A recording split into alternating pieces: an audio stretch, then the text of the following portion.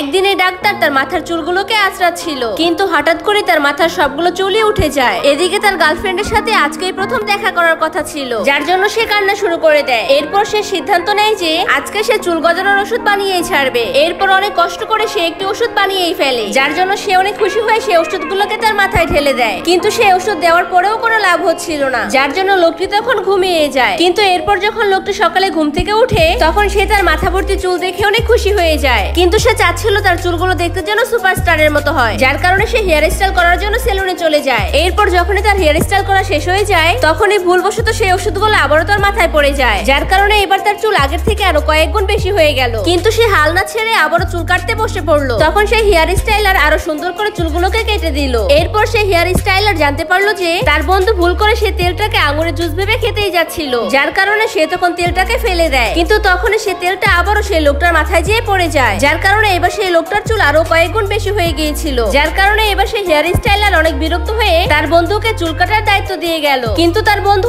একদমই চুল কাটতে জানতো না, যার কারণে সে তার হেয়ার স্টাইলটাকে একদমই নষ্ট করে দেয়। যা দেখে লোকটা অনেক ভয় পেয়ে নিচে পড়ে থাকা চুলগুলোকে তার মাথায় চেপে দিল। এর পরের দিন যখন ডাক্তার তার গার্লফ্রেন্ডের সাথে দেখা করতে গেল, তখনই হঠাৎ করে তার মাথার সবগুলো চুল খুলে পড়লো।